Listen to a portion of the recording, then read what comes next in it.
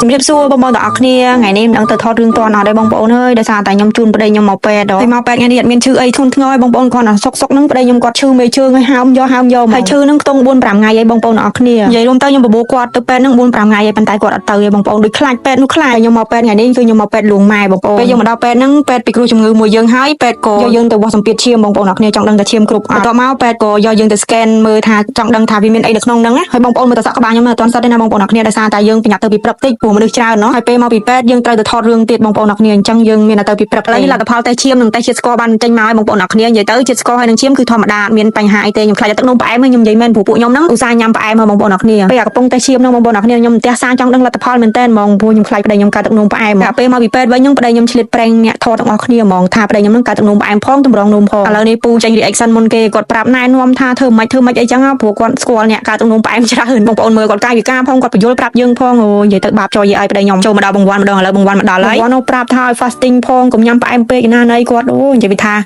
គាត់ប្រាប់ច្រើនមែនតើហ្មងហើយបងប្អូនដឹងមិនយាយគាត់ប្រាប់ថាប្តីខ្ញុំទឹកនោមផ្អែមម្នាក់ហូបកាហ្វេលេងដាក់ស្ករលេងដាក់អីទាំងអស់ហ្មងលឺណាគាត់ស្គាល់ហ្មងអាការរបស់គាត់ស្គាល់10ស្គាល់ហ្មងស្គាល់10គាត់10ហីខ្ញុំគាត់ស្គាល់ហ្មងផ្អែមស្អយអត់ស្គាល់ណាខ្ញុំគាត់ស្គាល់ហ្មងស្គាល់ខ្លាញ់ចេះស្នាស្គាល់ហ្មងកន្លះគីឡូកន្លះគីឡូនេះស៊ូនហេដល់ហ្មងហេស្គាល់ហ្មងអត់ពីមុនស្គាល់គាត់ស្គាល់តោះស្គាល់កន្លះគីឡូហេឥឡូវហ្មងឥឡូវនេះហេតុផឹកនេះឥឡូវលទ្ធផលបាត់មេជើងមួយទៅពេលខមហើយឆ្នាំម្ដងហ្នឹងហើយយូរម្ដងហើយមិនមែនបងថ្ងៃដូចអ្នកខ្លះទេគឺមកគេទៅខែទេ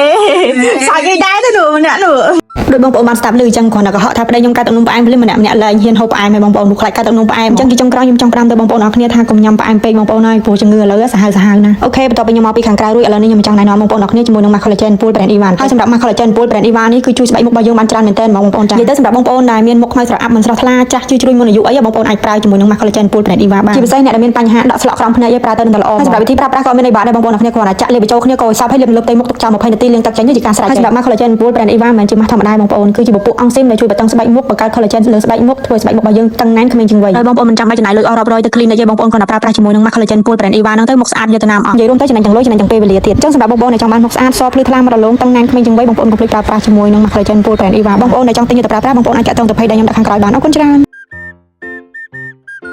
នជំរាបសួរបងប្អូនទាំងអស់គ្នាថ្ងៃនេះមិនដឹងទៅថតរឿងតអត់ដែរបងប្អូនអើយដោយសារតែខ្ញុំជូនប្តីខ្ញុំមកពេទ្យហើយមកពេទ្យថ្ងៃនេះអត់មានឈឺអីធ្ងន់ធ្ងរឲ្យបងប្អូនគាត់សុកហ្នឹងប្តីខ្ញុំគាត់ឈឺមេជើងឲ្យហើមយកហើយឈឺហ្នឹងខ្ទង់ 4-5 ថ្ងៃឲ្យបងប្អូនទាំងអស់គ្នានិយាយរួមទៅខ្ញុំបបួលគាត់ទៅពេទ្យហ្នឹង 4-5 ថ្ងៃឲ្យប៉ុន្តែគាត់អត់ទៅទេបងប្អូនដូចខ្លាចពេទ្យនោះខ្លាចខ្ញុំមកពេទ្យថ្ងៃនេះគឺខ្ញុំមកពេទ្យលួងម៉ែបងប្អូនពេលយើងមកដល់ពេទ្យហ្នឹងពេទ្យពីគ្រូជំងឺមួយយើងហើយពេទ្យក៏យកយើងទៅវាស់សម្ពាធឈាមបងប្អូនទាំងអស់គ្នាចង់ដឹងថាឈាមគ្រប់អត់បន្ទាប់មកពេទ្យក៏យកយើងទៅ scan មើលថាចង់ដឹងថាវាមានអីនៅក្នុងហ្នឹងណាហើយបងប្អូនមើលទៅសក់ក្បាលខ្ញុំនៅអត់ទាន់សិតទេណាបងប្អូនទាំងអស់គ្នាដោយសារតែយើងប្រញាប់ទៅពីព្រឹកតិចព្រោះមនុស្សច្រើនណោះហើយពេលមកពីពេទ្យយើងត្រូវទៅថតរឿងទៀតបងប្អូនអរគ្នាអញ្ចឹងយើងមានទៅពីព្រឹកឥឡូវនេះលទ្ធផលតេស្តឈាមនិងតេស្តជាតិស្ករបានចេញមកឲ្យបងប្អូនអរគ្នានិយាយទៅជាតិស្ករហើយនឹងឈាមគឺធម្មតាអត់មានបញ្ហាអីទេខ្ញុំខ្លាចទឹកនោមផ្អែមខ្ញុំនិយាយមែនព្រោះពួកខ្ញុំហ្នឹងឧស្សាហ៍ញ៉ាំផ្អែមមកបងប្អូនអរគ្នាពេលកំពុងតេស្តឈាមហ្នឹងបងប្អូនអរគ្នាខ្ញុំផ្ទះសាចង់ដឹងលទ្ធផលមែនតើហ្មងព្រោះខ្ញុំខ្លាចប្តីខ្ញុំកើតទឹកនោមផ្អែមពេលមកពីពេទ្យវិញខ្ញុំប្តីខ្ញុំឆ្លៀតប្រេងអ្នកថតទាំងអស់គ្នាហ្មងថាប្តីខ្ញុំហ្នឹងកើតទឹកនោមផ្អែមផងតម្រងនោមផងឥឡូវនេះពូចេញ reaction មុនគេគាត់ប្រាប់ណែនាំថាធ្វើមិនអីចឹងព្រោះគាត់ស្គាល់អ្នកកើតទឹកនោមផ្អែមច្រើនបងប្អូនមើលគាត់កាយវិការផងគាត់បញ្យល់ប្រាប់យើងផងអូនិយាយទៅបាបចោលយាយឲ្យប្តីខ្ញុំចូលមកដល់បង្វន់ម្ដងឥឡូវបង្វន់មកដល់ហើយគាត់នៅប្រាប់ថាឲ្យ fasting ផងកុំញ៉ាំផ្អែមពេកណាណីគាត់អូនិយាយថា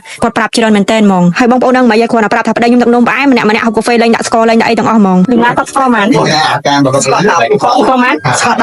10ហីខ្ញុំគាត់ស្គាល់ហ្មងផ្អែមស្អយអត់ស្គាល់ណាខ្ញុំគាត់ស្គាល់ហ្មងស្គាល់ខ្លាញ់ចេះស្នាស្គាល់ហ្មងកន្លះគីឡូកន្លះគីឡូនេះស៊ូនហេដល់ហ្មងហេស្គាល់ហ្មងអត់ពីមុនស្គាល់គាត់ស្គាល់តោះស្គាល់កន្លះគីឡូហេឥឡូវហ្មងឥឡូវនេះហេតុផឹកនេះឥឡូវលទ្ធផលបាត់មេជើងមួយទៅពេលខមហើយឆ្នាំម្ដងហ្នឹងហើយយូរម្ដងហើយមិនមែនបងថ្ងៃដូចអ្នកខ្លះទេគឺមកគេទៅខែទេសាច់គេដែរទៅនោះម្នាក់នោះដោយបងប្អូនបានស្ដាប់ឮអញ្ចឹងគ្រាន់តែកុហកថាប្តីខ្ញុំកើតទឹកនោមផ្អែមភ្លាមម្នាក់លែងហ៊ានហូបផ្អែមឲ្យបងប្អូនខ្លាចកើតទឹកនោមផ្អែមអញ្ចឹងទីចុងក្រោយខ្ញុំចង់ប្រាប់ទៅបងប្អូនអរគ្នាថាកុំញ៉ាំផ្អែមពេកបងប្អូនហើយព្រោះជំងឺឥឡូវសាហាវណា